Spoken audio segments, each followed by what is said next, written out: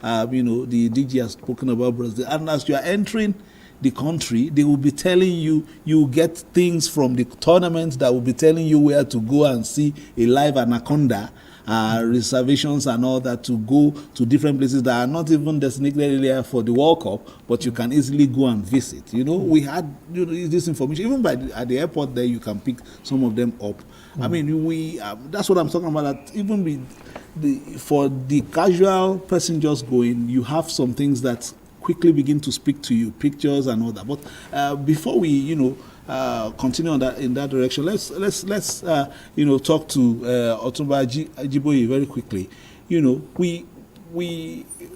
Is there any momentum, for instance, being driven by your agency in trying to perhaps distill some of these cultures and use them,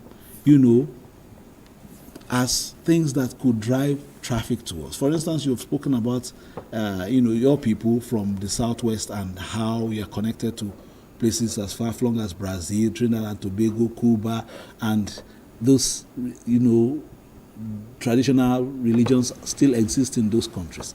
Have you been able to do some linkages or, perhaps, organize some kind of, connection with these groups of people to be able to drive traffic to Nigeria?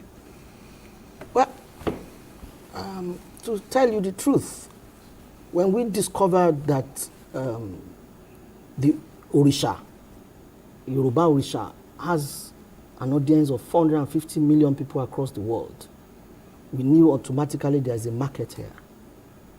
The total number of people that have visited Mecca since Mecca started is 2.5 million people. And Saudi Arabia has been generating about $312 billion US. Spain, about 94 million people visit Spain yearly for tourism. Italy, about 60 million people. Now, the point is very simple. We started a project called World Orisha Congress.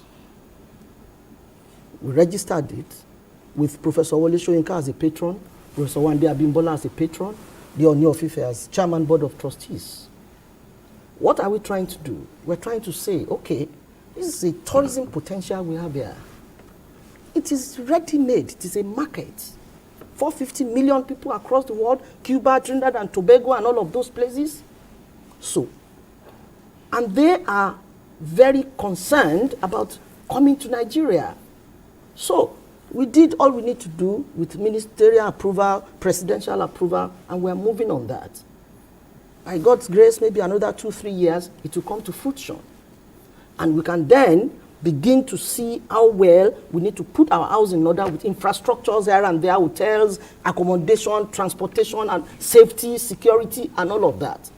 To create a belt within Ibadan, Ife, Oshogbo, Oyo, and get the state governments interested. Get the business people interested in building infrastructure. That is a sustainable tourism, potentiality that we can't shy away from. So with that project, we're sure that influx of tourists into Nigeria will be higher.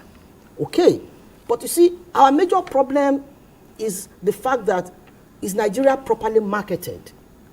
Anybody who stays abroad believes that you come to Nigeria, you are beheaded the next minute. Because our media had not done a good job of it. Are you saying that America does not have a lot of dark spots? But do we see that in the international media regularly? We don't. So first of all, we need to wear our patriotic toga to an extent that we know what to say about our country and what not to publish about our country, to at least allow the potential tourists to have a bit of rest of mind. Nigeria is not as difficult, as dangerous as media puts it out there. That's one. Two, we need to understand that. See, let me tell you, there is no way we'll talk about culture, we won't talk a bit about religion. Okay, but the truth remains that with the cultural potentialities we have, tourism should have been a very easy ride.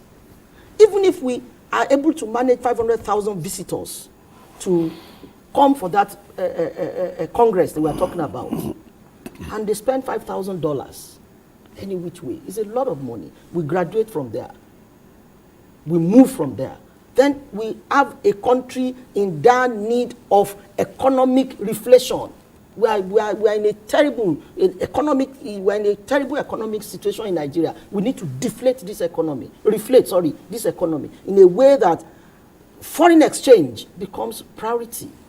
So, for us, the way to start is to make sure that the young man on the street appreciates his culture. That is the essence of cultural orientation. That is what my institute is created to do. The man on the street, the 10-year-old man on the street must be proud to be an Hausa man, a Fulani man, a Yoruba man, or Igbo man. Our children don't even speak our languages anymore. So, the problem has to be solved. So what did we do? We created Nigerian Academy for Cultural Studies. So that young people, 18-year-old, 19, 20, can be admitted in that school. It's a monotechnic. Can be admitted and be taught properly the culture of his people. You don't know who you are, you cannot decide what you want to be.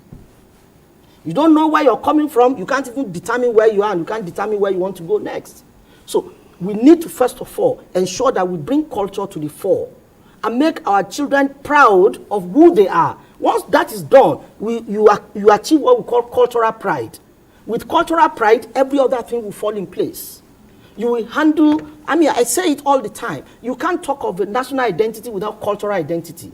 A human being is, first of all, a citizen of a culture before becoming a citizen of a country. So we need to go back to the drawing boards, ensure that our culture becomes important to us.